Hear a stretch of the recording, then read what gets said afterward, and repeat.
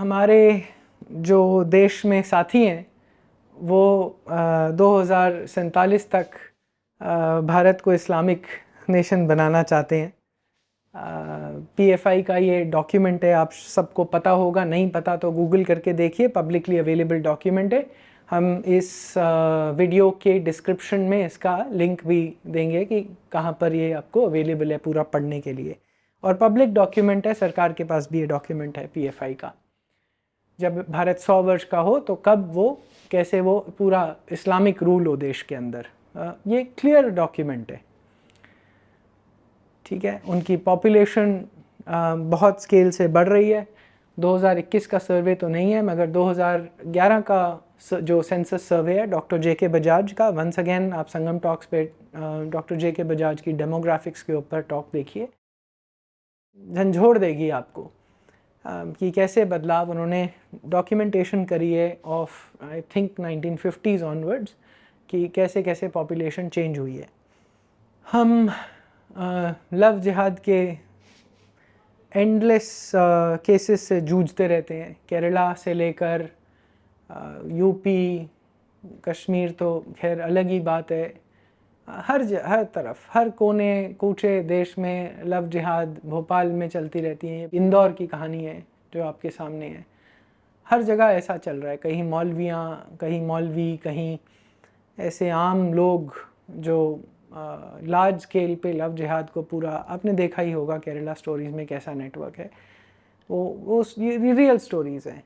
अगर डाउट आता है मन में तो अर्श विद्या समाजम केरला में है, उनके आप जाके उनकी लड़कियों के वीडियोस देखिए। मलयालम में है, थोड़ी बहुत ठीक ठाक हिंदी बोलती हैं, थोड़ी टूटी फूटी अंग्रेज़ी बोलती हैं, बट देखिए उनके वीडियोस, आपको पता चलेगा कि लव जिहाद रियलिटी है या अभी भी उसको एक कॉन्स्पिरेसी थियरी की, विकीपीडिया तो यही बोलता है कि कॉन्स्पिरेसी थियरी है ना।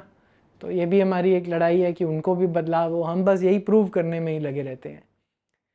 ऑफ कोर्स अगर हम नूपुर शर्मा का नाम भी ले लें, सपोर्ट नूपुर शर्मा, तो हमारे गले काट दिए जाते हैं। आ जाते हैं धोबी बन के कायरों की तरह अपना सिलाई का नाप करवाने और गले काट देते हैं और वीडियो डालते हैं। सामने से तो चाकू भी नहीं भोंकते। और यहाँ की पार्टियाँ AIMIM पार्टी है लीगल इंडिया की, और सर तन से जुदा, सर काटते हुए पोस्टर भी लगा सकते हैं ये, और पता नहीं इनके ऊपर कुछ नहीं होता। ये अपना ओवैसी और ये सब तो जेल नहीं जाते, वो तो मुझे दिखता नहीं है। चलिए, और ये लोग बिल्कुल क्लियर हैं कि ये भाई साहब ने बहुत बढ़िया, ऐसे लोग मुझे बड़े अच्छे लगते हैं जो एकदम सच बोलते हैं कि भैया इस्लामिक लॉ तो चेंज नहीं हो सकता, तुम्हारी सरकारें बदल जाएंगी, तुम बदल जाओगे, ये होगा वो होगा, हम नहीं बदलेंगे। तो सारी जो हम इस्लामिक रिफॉर्म की बात करते रहते हैं और ये सब करते रहते हैं, वो सब बेकार की बातें हैं। तो मेरे अंदाजे से हम जैसे विश्व में चीज़ें चल रही हैं, इज़राइल का वॉर शुरू हो गया है, आप देख ही रहे होंगे कि उनको ये लैंड का इशू नहीं है, उनको इज़राइल को और जूज़ को ख़त्म करना है। ये एक्चुअली क्लियर आइडियोलॉजी की बात है। मेरा एक वीडियो है इंटरव्यू जनरल अरविंद भाटिया के साथ संगम टॉक्स पे, आप देखिए।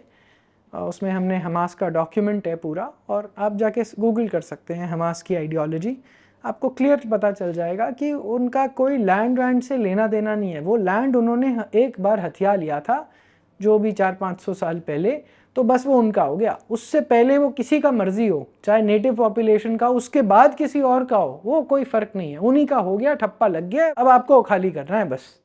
और वो कुछ भी करेंगे उसको, आपको वहाँ से उखाड़ के फेंकने के लिए।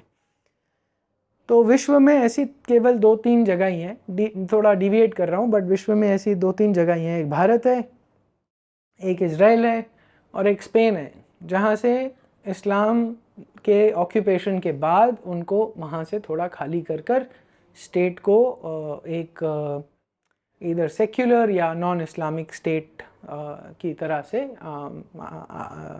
आगे बढ़ाया गया है। तो ये बहुत कांटा है, थॉर्न है बुरी तरह, जिसको निकालना है।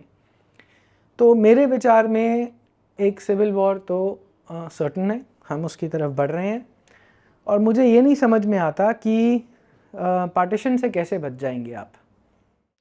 पार्टीशन की मांगे तो छोटी मोटी तो आए दिन आती रहती हैं। कई वीडियोस हैं, कई आप छोटे जर्नलिस्ट यूट्यूब चैनल्स को देखिए तो वहाँ पर पार्टीशन की मांगे छोटे छोटे लोकल मौलवियों से या लोगों से सब आती रहती हैं। इसमें कुछ नई बात नहीं है। यूपी के एरिया से तो बहुत आराम से, यूपी, बिहार, मध्य प्रदेश, यहाँ तो आराम से चलती हैं, ऐसी ओपनली बातें चलती हैं। हमारी अनगिनत और लड़ाइयाँ हैं, आइए देखते हैं वो भी। हम जी एक हिंदू मेजॉरिटी नेशन में कॉन्फ्रेंस करते हैं इक्वल राइट्स फॉर हिंदूज़ के लिए। ये हमारी स्थिति है कि हमें करनी पड़ रही है ना। हमारी ये स्थिति है कि हमारे मंदिरों का पैसा हमारे कंट्रोल में नहीं है। ये तो आप सबको पता ही है। उसके लिए दोनों कनेक्टेड इश्यूज़ हैं। ये इक्वल राइट्स फॉर हिंदूज़, ये आर्टिकल्स 25 to 30 कॉन्स्टिट्यूशन से कनेक्टेड है और उसी से कनेक्टेड है ये टेम्पल्स को फ्री करना। अजीब सी लड़ाई है कि 8 प्रदेशों में हिंदूज़ माइनॉरिटी में है मगर माइनॉरिटी रिकग्निशन नहीं है। जो सुविधाएं माइनॉरिटीज़ को मिलती हैं वो पूरे भारत को एक तरह से देख लिया जाता है कि जी आप मेजॉरिटी हैं तो आपको बस मतलब वहाँ पर भी जो जहाँ माइनॉरिटी है वहाँ पर भी मेजॉरिटी की तरह से ट्रीट करा जाएगा। ये भी लड़ाई हम लड़ते रहते हैं। फिर तो हमारे बड़े सारे पॉलिटिशियन हैं जी, स्वास्तिक को झाड़ू से पीटते हैं।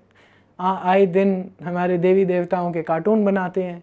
हम वो लड़ाइयाँ लड़ते रहते हैं, ट्विटर पे रोष दिखाते रहते हैं। फिर वो नहीं वो आते हैं, नहीं जी हमने ये मतलब नहीं था और अपॉलॉजी है जी, ये है वो जी, यही करते रहते हैं। फिर कि जी सेक्स और जेंडर में क्या अंतर है। आज मेरा जी मन हो गया है कि मेरा नहीं जी मैं मैन की बॉडी में वुमन हूँ। ये अमेरिकन आइडियाज़ एकदम बेतुके बेहुदा अमेरिकन आइडियाज़ एक्सपोर्ट कर करके अपनी कंपनियों के थ्रू, अपने कॉलेजेस के थ्रू इंडिया में भेज दिए और हम वो भी चर्चाएं कर रहे हैं। अब उसकी भी लड़ाई लड़ेंगे। मणिपुर में मेती इतने से बेचारे छोटे एक वैली में रहते हैं, पूरे घिरे हुए क्रिश्चियन मिशनरीज़ के। कुछ तो ज़्यादातर कुकी पॉपुलेशन तो भारत की भी कुकी नहीं है, मगर वो लड़ाई भी हम डिफेंड करते रहेंगे वहाँ पर भी। फिर ग्लोबल हिंदुत्व को डिसमेंटलिंग कॉन्फ्रेंस होगी। फिर जी अपना कास्ट के इश्यूज़ आने शुरू हो जाएंगे। सिएटल सिटी यूएस में कास्ट लॉ पास करेगी। अब बाकी और स्टेट्स में और यूनिवर्सिटीज़ में कास्ट लॉ है। कल ही मैं आर्टिकल पढ़ रहा था कोई फोर्ब्स या हार्वर्ड बिजनेस रिव्यू या कहीं पर कि आपको कास्ट कैसे अपने ऑफिसेज में आइडेंटिफाई करना चाहिए और आइडेंटिफाई कर लें तो क्या आपको ध्यान में रखना होता है कि कास्ट कैसे ऑपरेट करता है। ये सब डिस्कशन, ये भी हमारी लड़ाई है। कल ही किसी एक पंडित जी हैं, उनसे बात करी, इंग्लैंड में रहते हैं। वो कह रहे थे मैं इसके लिए लड़ रहा हूँ। बहुत बढ़िया, मगर हम सब जूझे पड़े हैं। हर कोई किसी तरह की लड़ाई में। हलाल तो खैर है ही। माइनॉरिटी मिनिस्ट्री हज़ारों करोड़ बहा रही है एजुकेट करने के लिए कि एजुकेट करके शायद मेन स्ट्रीम हो जाएंगे। पूरे यूरोप ने यही कोशिश कर ली, मगर नहीं जी हम भी अपनी अलग कोशिश करेंगे। सेक्युलरवादी हिंदू तो खैर अलग कैटेगरी है बिल्कुल, जिनको सब कुछ दिखता नहीं है। फिर जी इस्लाम के ख़िलाफ़ बोलो तो आपको इस्लामोफोबिया बता दिया जाता है, फिर हम वहाँ डिफेंड करते हैं। फिर हमारी पॉपुलेशन की डिक्लाइनिंग है, ये मैं आगे बात करूँगा। और इंक्रीजिंग मुस्लिम पॉपुलेशन, मैंने आपको कहा ही कि डॉक्टर बजाज की आप डेटा देखिए। और ये चलते जा रहा है। केरला, असम, कश्मीर, मणिपुर, ये एंडलेस हमारी बैटल्स हैं जो चलती जा रही हैं और हम सब जूझे पड़े हैं। तो क्या अब एक बड़ा पॉपुलर स्लोगन होता है कि जी हिंदू राष्ट्र बना दो तो हमारी प्रॉब्लम सॉल्व हो जाएगी। ये है क्या? ये हिंदू राष्ट्र कैसे बनेगा? कैसे बदलेंगे इस कॉन्स्टिट्यूशन को? आज की एक जो कॉन्स्टिट्यूशन है जहां हमें आर्टिकल्स 25 to 30, 25 to 30 को मॉडिफाई करने के लिए एक equal rights for Hindu conference करनी पड़ रही है। आप कह रहे हैं हिंदू राष्ट्र बना देंगे तो सब बदल जाएगा। ये बदलेगा कैसे? ये भी तो थोड़ा समझाना भी तो चाहिए हमारे को। या बोल देने से कि नहीं जी हम हिंदू राष्ट्र तो हैं ही, हिंदू राज्य नहीं है। चलिए अब बनेगा कैसे वो बता दीजिए। आपका रोड मैप क्या है वो बता दीजिए। वो कोई बताता नहीं है, कुछ पता ही नहीं है। बस स्लोगनियरिंग चलती रहती है, हिंदू राष्ट्र, पता नहीं। ये समझना हमारे लिए बिल्कुल ज़रूरी है। सटीक बात है, बुरी लगेगी, मगर हिंदू राष्ट्र किसी भी सरकार के लिए इस कॉन्स्टिट्यूशन के रहते असंभव है। सुन लीजिए, असंभव है, असंभव नहीं हो सकता, impossible. There is a basic structure, basic framework of the constitution.